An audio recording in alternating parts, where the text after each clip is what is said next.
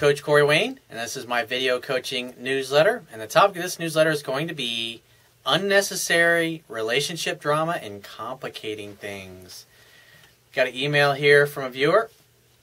He says, "Hey Coach, my girlfriend and she has this issue where her past boyfriend had given her a bad experience in her relationship, and otherwise she's confused and fearful about what would happen if I were to break a promise with her, and she has fear of me contributing, and just that her ex is also in the background basically telling her to leave me and go back to him."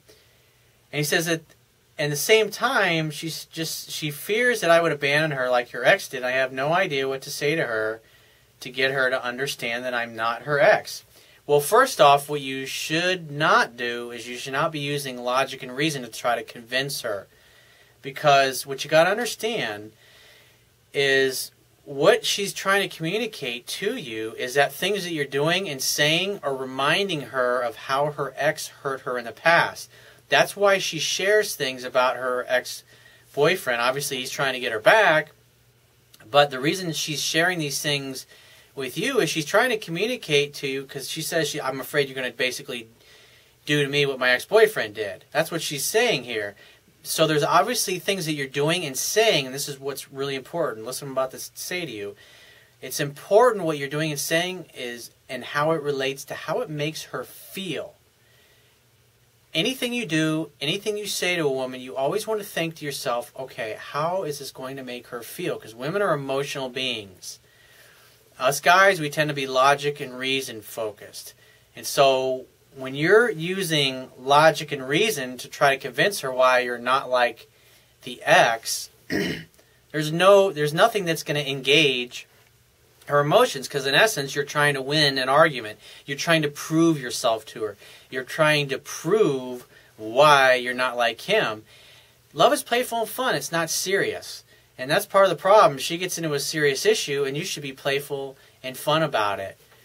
And so she says, oh, I'm afraid you're going to do to me just like what my ex-boyfriend did. She's like, baby, I'm not like him. Why don't you bring those beautiful lips over here and kiss me softly and tell me all about it? Why don't you tell me all your little fears? And have her come over and cuddle with you. He's like, what's the matter, baby? Tell me what's going on. And you talk to her in a sweet, charming, loving voice that you normally do. And the important thing is that nothing diminishes you. Nothing that she can say, or no amount of her crying or being upset will make you feel uncomfortable. You're the rock. You're the mountain. Tell me, what's the matter, babe? Why would you say that? Why would you be fearful that it's always... Remember, the quality of your relationship and your life is going to be in direct proportion to the quality of the questions you consistently ask of yourself and the people that you're in relationships with. So ask her better quality questions. So when she starts talking about her ex to this and that and what you did or what you said, or she's afraid that you're going to do something like him, what do you mean? Why would you say that? Why would you compare me to him? I want to understand where you're coming from. And she'll explain those and say, what else, honey? Tell me more. Don't leave anything out. And so every once in a while, you're going to repeat a little bit back to her.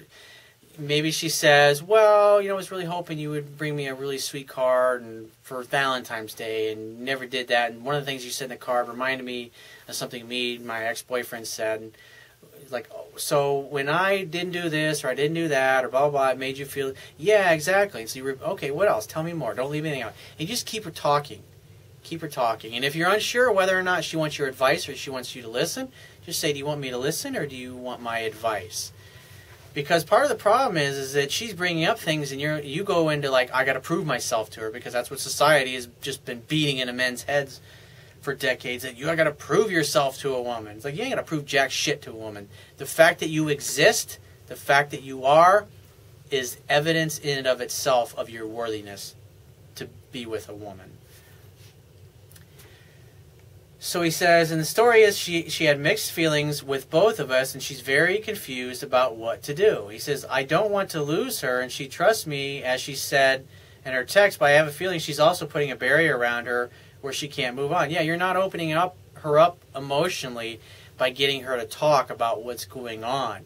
And so therefore, she feels shut down to you emotionally, because if you're a man, if you really are a strong man and you know how to interact with a woman, you know how to open your woman up emotionally by getting her to talk. Because that's how women resolve things. Women resolve their problems and their issues and things that are upsetting them by talking about it. Usually with their girlfriends, but obviously something like this is a relationship issue. You got to get her to talk about it, and it's a learned type of skill. And I talk about that extensively in my book and how to do that. But that's what's going on here. She's shutting down to you emotionally, and then you're going in logic and reason mode and trying to prove yourself, and so it's like you're backpedaling. It's like you're trying to explain yourself. You don't have to explain jack shit. You ain't got nothing to prove to this girl. You just need to, and when she starts talking about it, like, baby, I know your last boyfriend hurt you and he was a real dickhead and this and that, but you know what? The past does not equal the future, and I'm not like him. And so don't complicate things. Let's not worry about what happened with him, and let's not worry about what may or may not happen with you or I in the future. All we need to focus on right now is meeting each other's needs and having a great time together, and let's not complicate things. Say that to her. It's like, let's not worry about it. Let's just focus on having a good time together, and the drama that you had with your ex-boyfriend, let's let that stay in the past, and let's just have a great time together. Is that okay, sweet pea, or whatever sweet name that you call her, and give her a kiss and go do something together and have fun.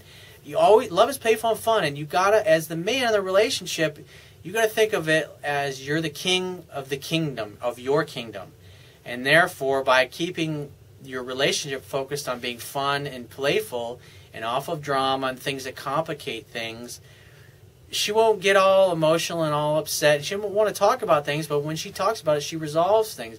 Where you as men, we resolve things by going and sitting in our bat cave or in our tool shed or out in the garage or our favorite watering hole or going over our buddy's house or playing video games, whatever it happens to be that we do.